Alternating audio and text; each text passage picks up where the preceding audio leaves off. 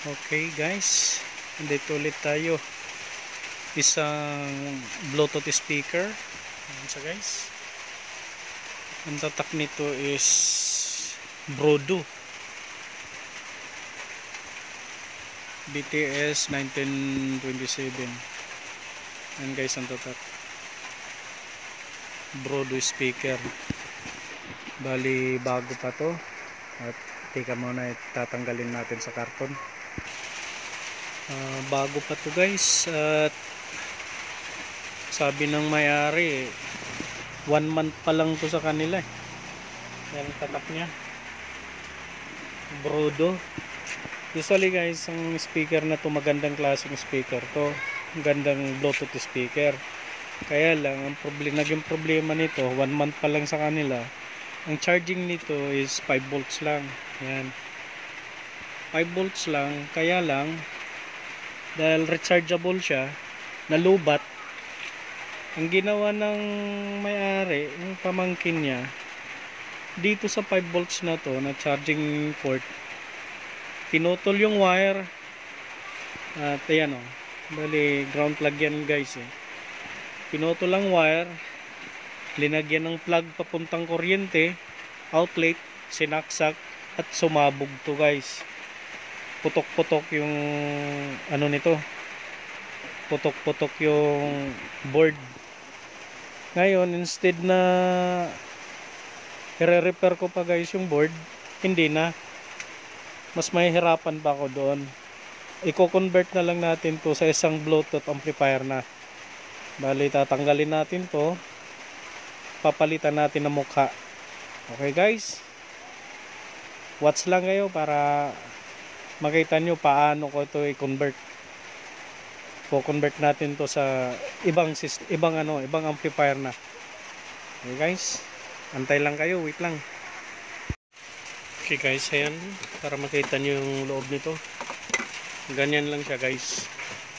Ganyan lang ang laman. Ito yung board nya.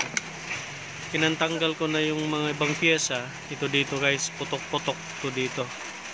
Ngayon, dahil disposable din to eh, mahirap hanapin kung alin ang pyesa, pahirapan pa sarili ko. Huwag na guys, mahirap yan, mahirap gawin talaga yan. Hindi ko na pahirapan, sayang ang oras guys. So i-convert na natin to sa iba. Ganun ang board nya, diba? Mahirap yung board, hindi mo nga makita yung wiring na. Ayan.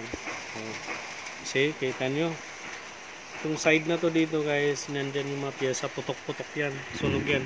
Nalinisan ko na kasi to, kaya hindi nyo na nakita yung mga sunog. Okay guys, po-convert natin sa iba.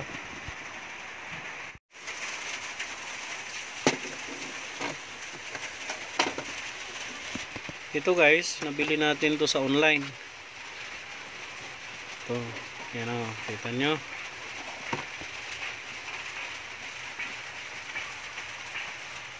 BT800.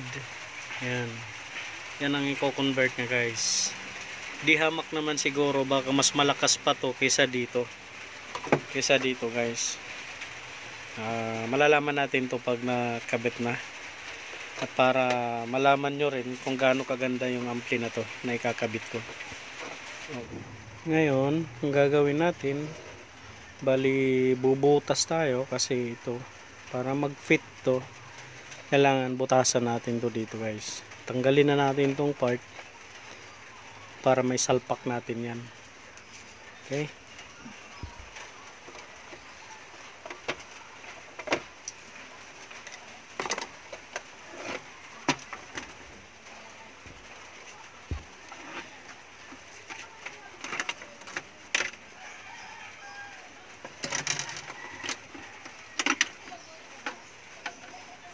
Imagine mo guys, kumpara mo gaano kadami laman.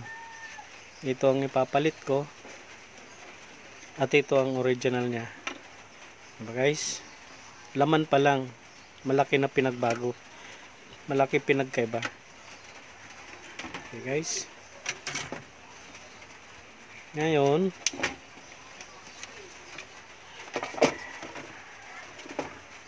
Ayan guys.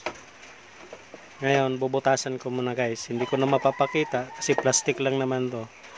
Hindi ko na maipapakita sa inyo kung paano ko butasan na mag-fit to. Okay? Okay. Yan guys. Tanggal na. Ngayon, fit na siya guys. See that? Ngayon, medyo nasasagwan ako tingnan dito banda. Yan o. Para pulido ang gawa natin, kailangan meron tayong gawing maganda. Ito siya guys. Yung ginawa ko para pulido, asin parang ranyo, at ito dito may mga butas para matakpan, meron tayong ginawa. Yes, diba? Okay, sige, watch lang guys ha. Yan guys, nabutasan ko na pati itong box at ito, butas na rin. Yan o. Yun o. At salpak to. See? Diba? Okay na. Wawiring na lang natin guys. Okay guys, ito madali lang naman ito ikabit kasi ito yung speaker nya, ito yung speaker, ito yung tweeter. Yan, may capacitor siya guys. Itong speaker kukunik lang dito. Yan, may nakasulat naman dyan speaker, SP, positive SP, at saka ito SP. So ibig sabihin yan guys 4 to 8 ohms speaker. Tapos ito yung tweeter, yung isa lead. Sensya na guys, baliktad. Itong speaker nya positive negative, tapos ito yung sa tweeter nya. Ganun lang naman ang connection nya guys, madaling sundan. Titingnan sa likod, nakasakit siya. Yan, merong sakit. Ngayon, para iwas na maglulos siya, direct mo na connect dito sa likod. Yan o, dito naman connection nya. Ganun lang guys. So ngayon, i-connect na natin guys. Ayan guys, naikabit na natin. Yan, kita nyo, parang walang nangyari guys, parang walang pinalitan, ganun pa rin. At ngayon, yung AC niya kasi guys nandito, yung AC cord dito dapat. Ngayon, ang ginawa ko dyan guys, pinutol ko na ang line na yan kasi delikado, diba? Pinutol ko na ang line na to at nilipat ko dito na sa likod. Bali wire na siya, nilipat na dyan.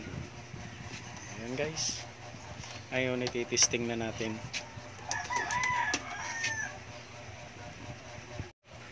Ayan guys, okay na. At naikabit na natin lahat. Ngayon, testing na natin guys. Ayan, naka-power on na. Kakonek na yan sa cellphone natin, sa isa. Ayan, connected na siya dito guys. At ititesting na natin. Naka-play na yan. Volume na lang natin.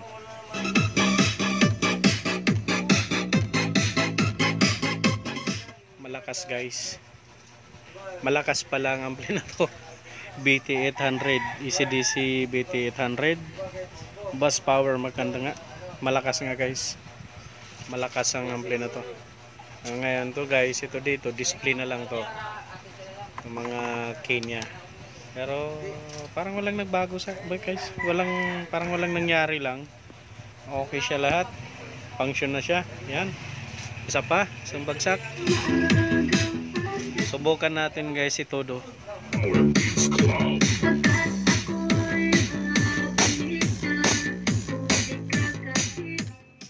Malakas talaga guys, sa totoo lang.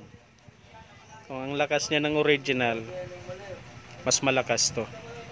Yan lang masasabi ko sa inyo guys. Yung microphone niya maganda. Okay guys, Ayan guys, titesting natin yung microphone niya. Hello. Sound check. Hey. Maganda talaga guys. Hey. Check. Hey. Maganda. Hello. Check. Hello, mic. Check. Hello. Sound. Okay guys, napakaganda ng microphone niya. Masarap kantahan. Hindi logi dito yung nagpagawa sa akin guys. Talagang solid siya. Okay guys, dito na lang. Thanks for watching. Isang Brodo. Yan. Brodo speaker. Kinonvert natin ng amplifier. Ibang amplifier. Okay guys, thanks for watching and please subscribe and hit the notification bell para updated kayo sa iba pang may upload kong video. Okay, maraming salamat guys. Thanks.